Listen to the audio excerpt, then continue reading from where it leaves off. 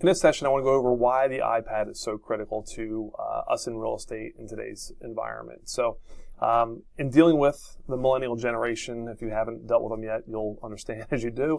They are the now generation, the people who want answers today, want results, and want to know that they're connected to you, and can give them all the answers they need.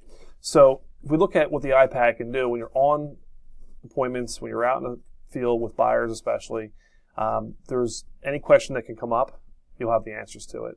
That's kind of a great resource for you. So just the simple, MLS that you use and the functionalities of the MLS with a property, you're going to gain all the information. So if I'm out showing a home, I'm going to pull up the seller's disclosure. It's our MLS that's available right under the tabs. If the agent's uploaded it, I have access to seller's disclosure. I'll go over it at the property with a buyer before we leave if this property is something they have interest in. Why? Because, I want to give them the information now. Questions that come up: how long have they owned the house? What did they pay for it? All that's available to us on our tax records and pulling those things up through the MLS. So instead of waiting for telling the buyer, as we were told years ago, to train to say to them, hey, it's a great question. Do you have any additional questions? I'll make sure I get back to you either later tonight or tomorrow morning. Now I have the answers to my fingertips. Closing cost estimates, I can run right on the site at the house and give an idea what the cost is going to be. We can schedule showings on here. We can do all kinds of different things. Other one for us, great feature, just pulling up the plot. Where's the property lines for the property? So right here, I'm going to be at the backyard of the house and I can walk through and say, okay, our property line is just behind the set of the trees here. We can walk the property and get a sense of where our neighbors' lines are within approximations. I'm never saying 100% accuracy because these things are overlays and not always 100% accurate, but pretty darn close. So seller's disclosure, how many times have we gone through a house and looked at the seller's disclosure a day later only to find out that there was a leak in the basement or a crack in the foundation or something else that happened that we then had to go back out for another trip and take a look at the home again. So critical to help your buyer and get things done quickly and make sure we have all the access that they need access to. Permits on the property, et cetera, there are other websites to grab that information and data from in our area. So it's another piece to look at and use the benefit and history. Tell you, from the property, new listing, 2 days on the market. They bought it in 1999 for $454. Pretty easy to pull up that access and information. So as buyers ask us questions, we always have the answers and know where to find the data. And then the most important part is the data really is becoming more and more readily available. And you have, all your questions about HOA fees and everything else in the MLS that are just critical to have at your fingertips. And this is great. You can bring this in a printout if you wanted to, but the difference between a printout and the iPad is I have a living document now that I can go scroll through and find more information than just printing out. I have to print out probably 100 pages of information and have all the access to the data that I have here in front of me and run all kinds of closing cost estimates in advance instead of just doing it right on the site. So I'm not spending a whole lot of time in here unless my buyers are interested in the property. I'm getting them the information they need as we go through the house, the age, the information, bedrooms, baths, et cetera, walking through the house, doing a tour. If they love the house, they want more information, I start asking questions. I have it at my fingertips to give them the information that's important to them. So that's just the MLS alone and the data that you have. And the key, like I said before, the data is available for everybody anymore. It's just very easy with all these different websites that are popping out data. The interpretation of the data is what makes you stand out as the expert. So just recognize where to get it so you're not falling behind the buyer in that space.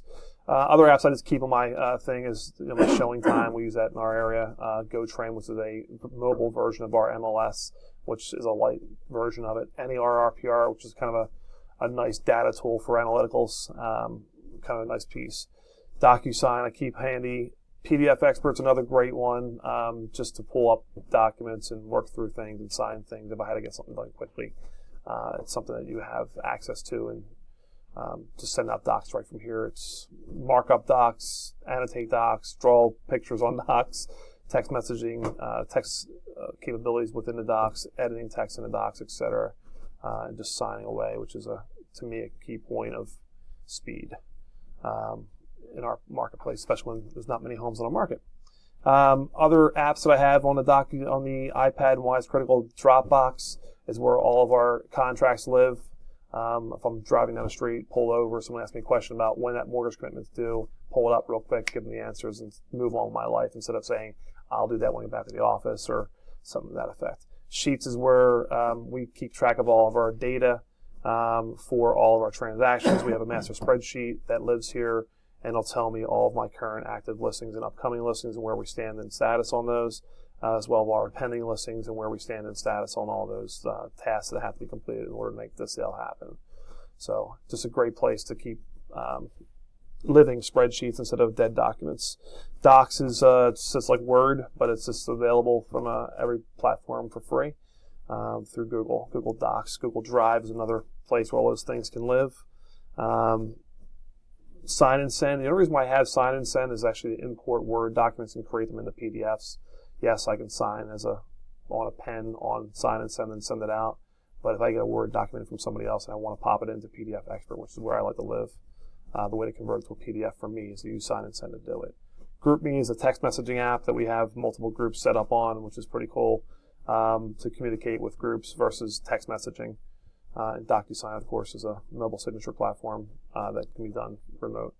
Travel weather, I keep my Waze in there, my weather and stuff like that. So the key to the iPad really is just being able to give the data, find the data, get the data over to the consumer, so that when we're on site, we're seen as the expert. Okay, we're able to interpret the data because we know how to handle it, not just use a Zestimate or something to that effect, and not understanding what it's going to take. I can do comps on site. I can do all that work while we're seeing the house and be more efficient with my time and be seen as the expert from the buyer because I'm giving them the information now, not later, not tomorrow, not tonight, now. So we can make good decisions now. All right, I hope you enjoyed, and I hope you find a use for an iPad. Obviously, iPhones can do similar things, but the iPad is a bigger version of the sheet. It's just better for me to show clients firsthand some information on a larger screen versus just my iPhone. So I had both. I actually use different services on both AT&T and Sprint, just so in case I get told a dead spot in one, it's different than services. I have one of two options to use for my service. All right, hope you enjoy. Have a great day.